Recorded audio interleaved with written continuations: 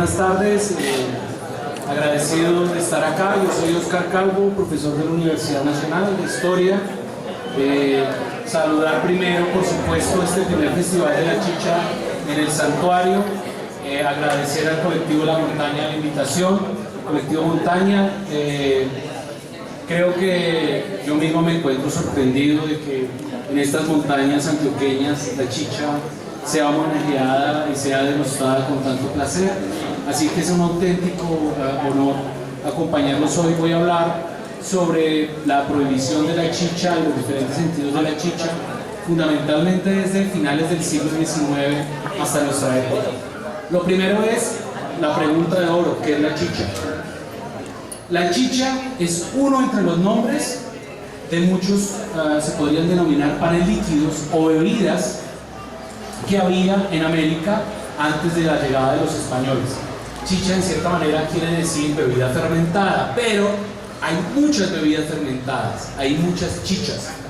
En ese sentido es más plural y no hay una sola. Los españoles lo que hicieron fue encontrar un nombre para denominar las diferentes bebidas que había en este territorio. ¿Qué más es la chicha? Uno podría decir que el vino es una chicha de uva, la cerveza es una chicha de cebada, es decir, tiene una comunidad, ya lo comentaban antes los expositores, con otro tipo de panes líquidos que compartían esta cualidad de ser a la vez bebida y alimento. No estaba separado en la chicha o en las chichas, como lo decía antes, esta cualidad, pero además tenía fines rituales. La chicha que nosotros conocemos, o las chichas que nosotros conocemos como estas, son más bien hijas de la llegada de los españoles. ¿Por qué? Porque combinan las técnicas y los materiales o los insumos que se empleaban, fundamentalmente el maíz, para hacer la chicha, con productos que no eran americanos. El primero, o el más importante de ellos, la caña de azúcar, la panela. En ese sentido, nuestras chichas, o las chichas ya más contemporáneas, después de la llegada de los españoles, son bebidas mestizas, bebidas que hacen parte de ese encuentro, de ese choque entre diferentes sociedades.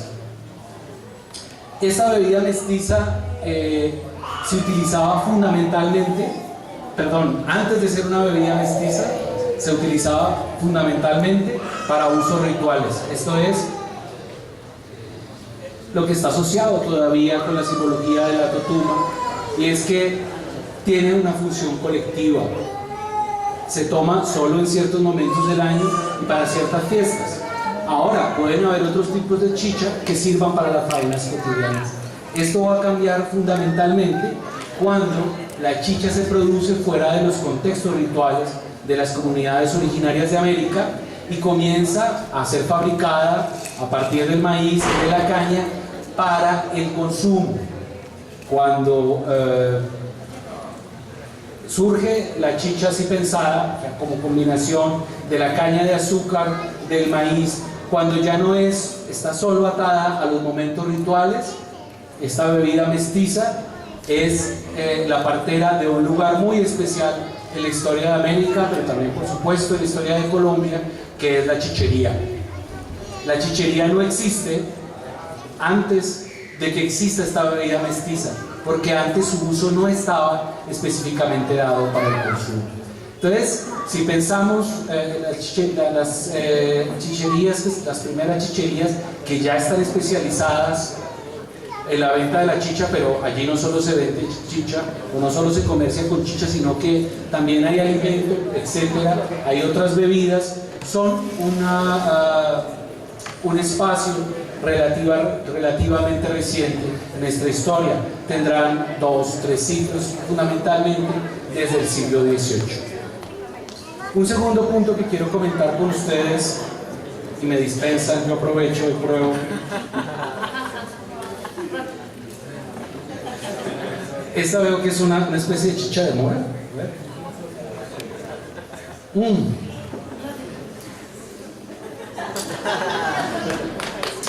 Hacer cierto equilibrismo. es que esta chicha, que no es solo la originaria, la que tiene lugar, tiene espacio entre los pueblos originarios de América, sino esta bebida mestiza que se consume en las ciudades, que está muy relacionada con los cruces de los caminos, con los lugares donde van los arrieros, donde van los cargadores. Esto es, con el surgimiento de una economía y de una circulación de los bienes en el territorio que actualmente conocemos como Colombia, sino que en el curso del siglo XIX esta bebida va a ser atravesada por el conocimiento científico. Y esta es quizás una de las partes más apasionantes e interesantes, porque los científicos decimonónicos creyeron encontrar que había un mal específico para la chicha, y se denominó el chichismo. Era una enfermedad, digan ustedes, 100% colombiana, que se producía, pensaban los científicos, porque existía una tomaína. Era un componente químico especial de la chicha que hacía que tuviera consecuencias negativas para el organismo, para la psicología de los individuos, etcétera, etcétera. Esta visión de la chicha, uno de los científicos que primero lo hizo se llama Liborio Cerda, fue ministro de Educación de Colombia, científico muy prestigioso. Fue el primero que llevó al laboratorio e intentó encontrar, ya no a la vista, sino encontrar a través de las herramientas propias de la ciencia, componentes y las relaciones de esos componentes con lo que se comenzó a denominar en esa época los problemas sociales. Pero lo más interesante es que la tomaína de la chicha es algo, es un arcaísmo, es algo en el lenguaje actual que no existe, pero que existía en la época porque los científicos decimonónicos creían, de acuerdo con la segunda ley de la termodinámica, que el mundo se estaba deshaciendo, descomponiendo, por decirlo de manera muy escueta, que todo estaba conduciendo hacia la muerte y que lo que había en la chicha era un proceso de descomposición. Nosotros sabemos actualmente que no hay descomposición alguna, que lo que hay es transformación de la materia, porque hay seres vivos que están aquí trabajando, alimentándose, cambiando las cosas. Pero los científicos decimonónicos no tenían ese poder, todavía apenas estaban esbozando las teorías de Pasteur, y por eso pensaban que la tomaína es muy parecido a otro componente invisible que había en la época que se llamaba los miasmas. Los miasmas habitaban el aire y significaba que la materia se estaba descomponiendo, y a partir de la descomposición de la materia podía ser detectado a través del olfato que no era la vida sino la muerte la que nos estaba rondando. Y los miasmas eran el origen de una incontable cantidad de enfermedades indeterminadas. Pues bien, la tomaína de la chicha era este ser imaginario que nos hacía pensar que tomar chicha era algo así como comer muerto.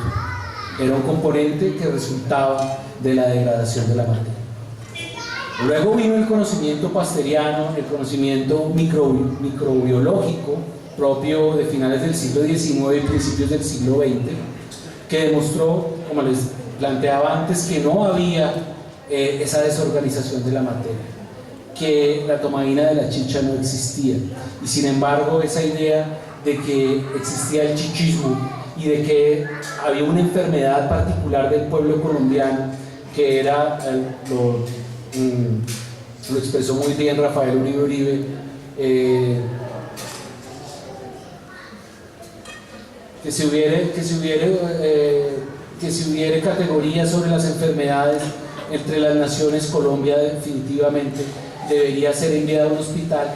Era una causa fundamental y algo que se comenzó a entrever como la decadencia de la raza. De hecho, una disputa entre la gente de Antioquia y la gente del centro del área andina colombiana a propósito de si la chicha era el germen que conducía a la decadencia o a la pereza, a la vagancia de otras áreas colombianas, mientras que los antioqueños, los paisas, reclamaban que el aguardiente era una bebida que conducía al trabajo, que daba a la universidad, y esta es una especie de paradoja, pero la chicha se convirtió de cierta manera en una vía, en un material, en una bebida que permitía entender el alma nacional.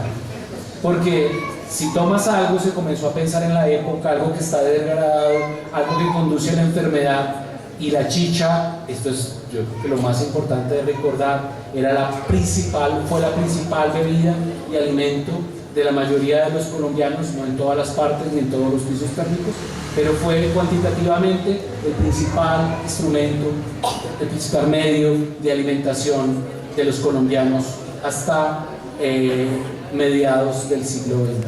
Entonces, si la mayoría de la gente consume chicha, ¿cómo se pensaban las élites, pensaban los burgueses? ¿Cómo vamos a construir una sociedad civilizada, una sociedad desarrollada a partir de una bebida que está plagada de muerte, que está plagada de vicio?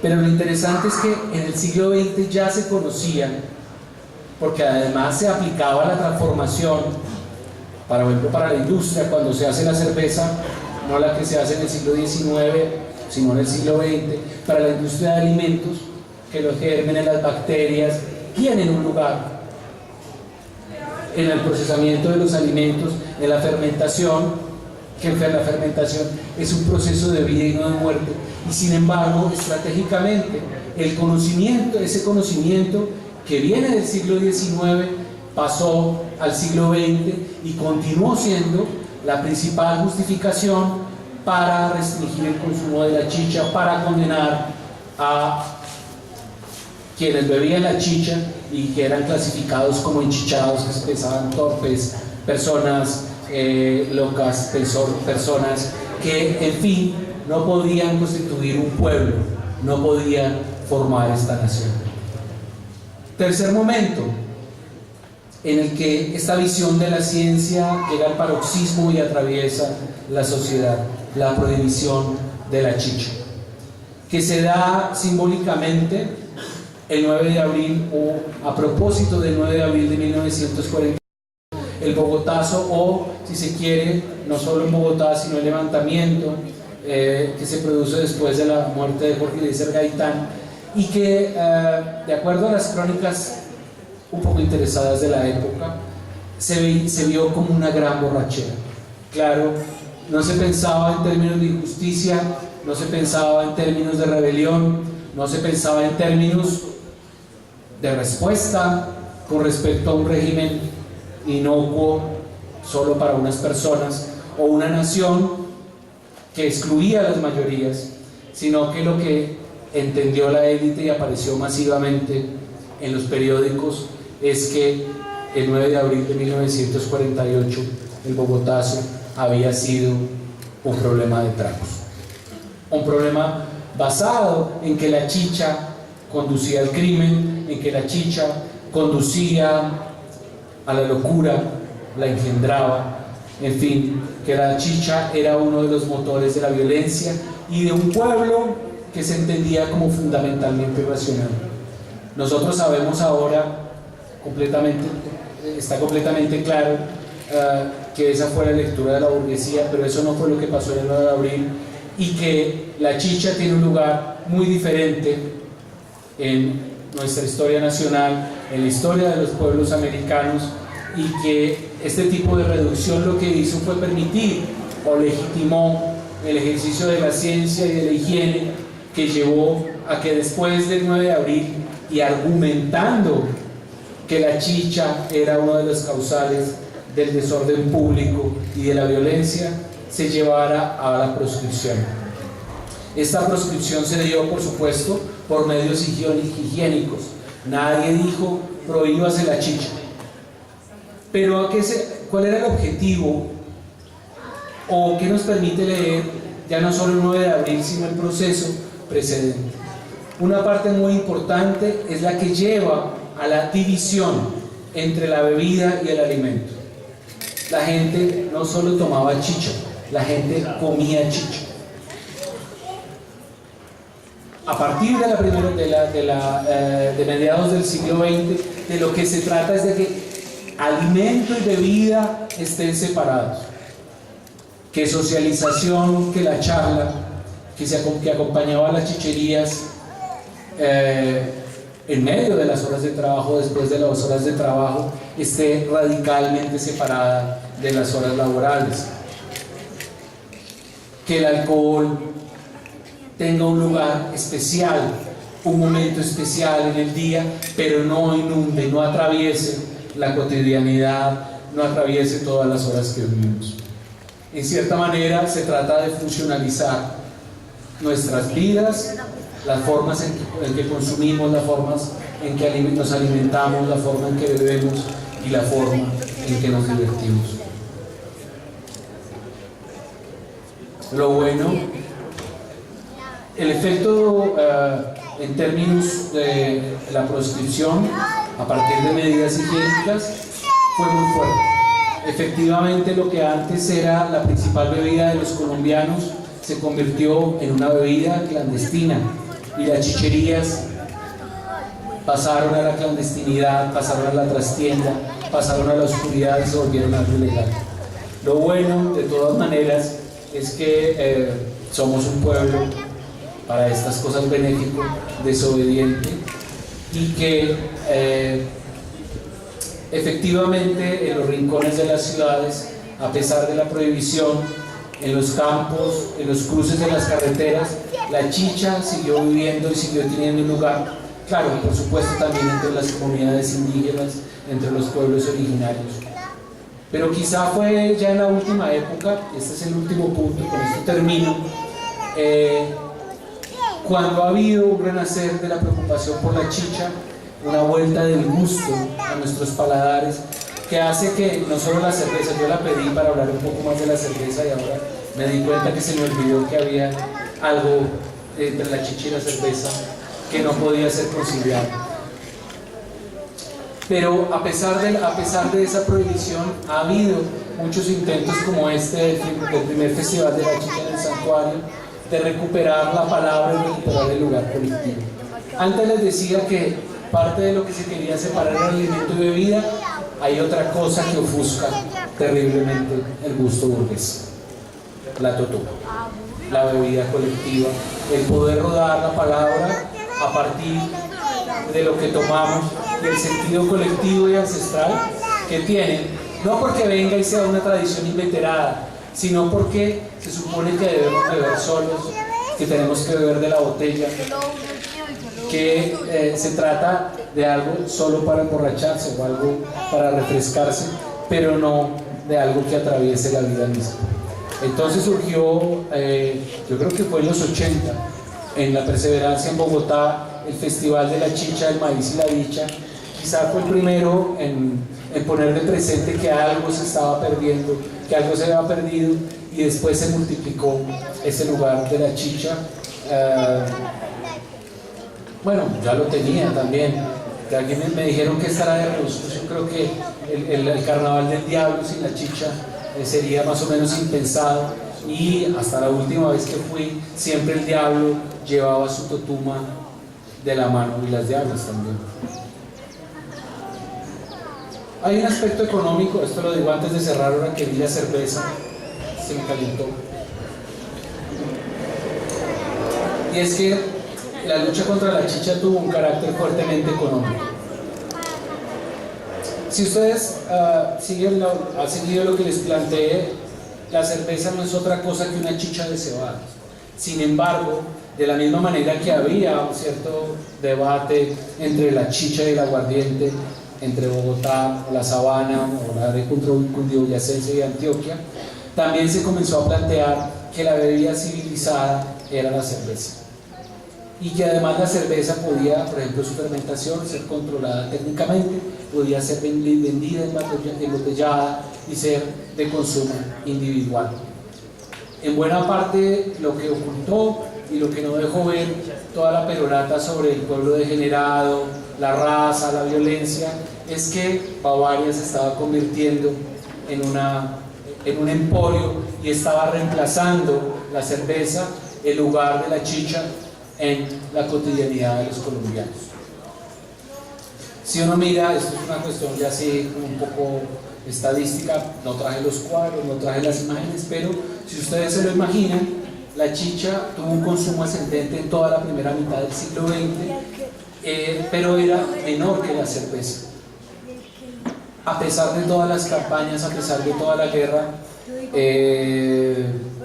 la chicha seguía siendo la bebida más consumida en Colombia a mediados del siglo XX. Y solo a partir de la prohibición de la chicha, de la proscripción de la chicha, la cerveza ganó ese lugar que tiene ahora en nuestras vidas. Esto lo digo porque ya a estas alturas negarse una cerveza y negar el placer que tiene la cerveza, pelear con ella podría ser un poco injusto. De hecho, me estaba acordando hoy del gesto maravilloso también, más mestizo todavía, de la cerveza que se mezcla con la chicha y que muestra que es una especie de refajo no tradicional. Por supuesto, las autoridades ancestrales no lo van a probar, pero está muy recomendado. Entonces, ¿qué tenemos? Tenemos, y ahora sí para finalizar, la idea de que la chicha entraña parte de lo que somos. Habla de la reivindicación de las tradiciones, como lo muestra este bello afiche, pero habla también de transformación. No es la misma chicha, o no son las mismas chichas que vemos ahora que las que bebieron nuestros ancestros. No es la misma la chicha de las ciudades, de las chicherías, que la que se hace en las casas. Pero de todas maneras, la chicha nos habla de una historia de resistencia, de una historia de comunidad en que la palabra circula y en el que no nos resignamos solamente a probar, a degustar y emborracharnos con lo que los otros nos piden, con lo que los otros quieren. En ese sentido, también tiene un signo de libertad, de placer, que sigue presente y que veo hoy maravillosamente en cada uno de sus rostros. Muchas gracias.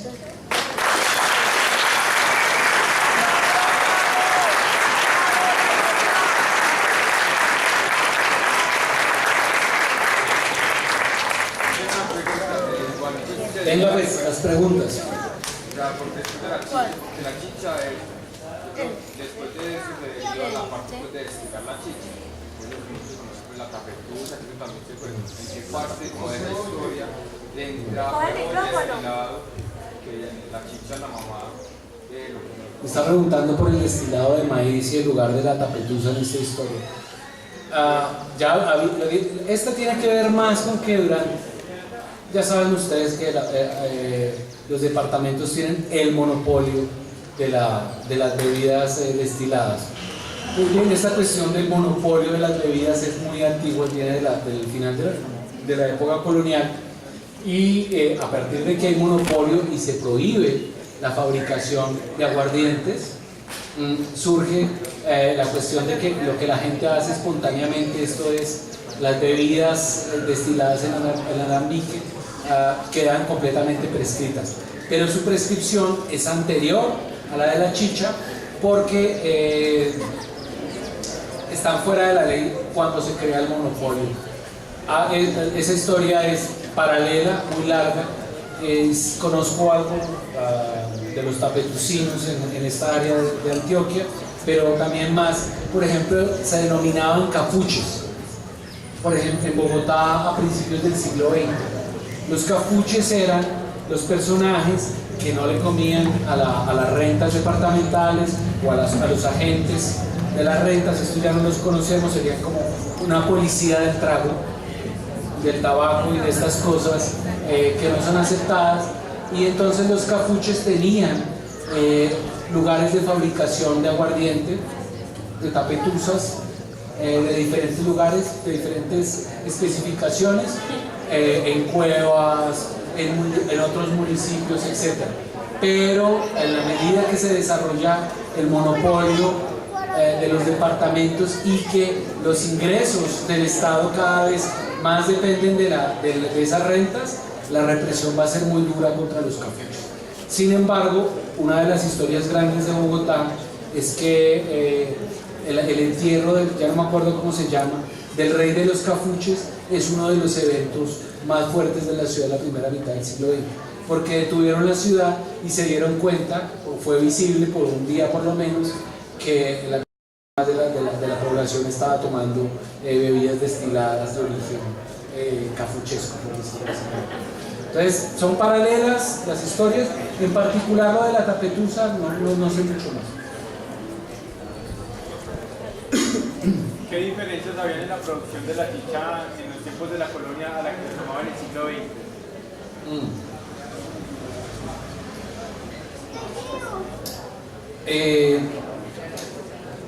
En la colonia se introduce la primera transformación, que es la caña de azúcar y los barriles de madera para hacer el proceso de fermentación. Los barriles antes no estaban en este proceso. En el siglo XIX, particularmente en la segunda mitad del siglo XIX, esta es la parte que se les olvida a todos los amantes de la chicha. La chicha alcanzó a ser una bebida industrial, o por lo menos fabricada en grandes volúmenes para el consumo colectivo, que era capaz de reventar a Bavaria y no solamente hacer la competencia, sino dejar por debajo a la industria cervecera. Entonces, ¿qué quiere decir? Que toda la transformación del maíz se había alterado.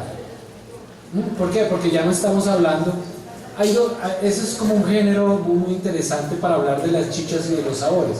Una cosa es, por ejemplo, es ir al cruce de caminos y encontrarse ya la chichería de doña Benita y probar la chicha que ella sola prueba, que ella hace y que solo hace allí, a tener grandes fábricas donde se distribuye a muchas chicherías.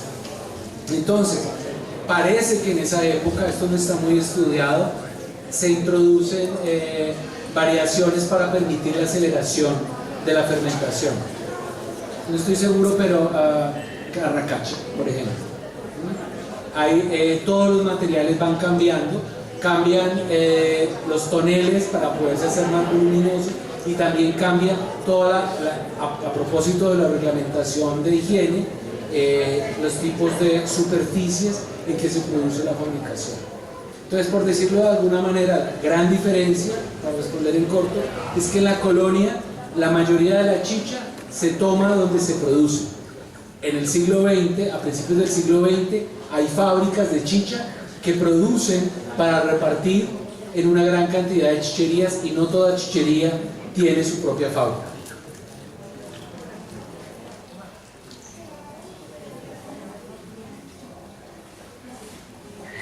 Bueno, no, entonces muchísimas gracias. Bueno, déjela. ¿Por qué la importancia de estar haciendo este espacio? ¿Por qué estar haciendo este espacio? Bueno, a mí no me corresponde tan, yo lo valoro inmensamente, me encanta tomar la chicha, me encanta que me inviten a un espacio diferente, pues universitario académico. Para mí lo importante, no quiero reemplazar la palabra que pueda tener el colectivo Montaña sobre ello, es que se atrae la palabra, se atrae la sensación y se le da un lugar a la chicha dentro de lo que hacemos cotidianamente, y la devolvemos a la fiesta.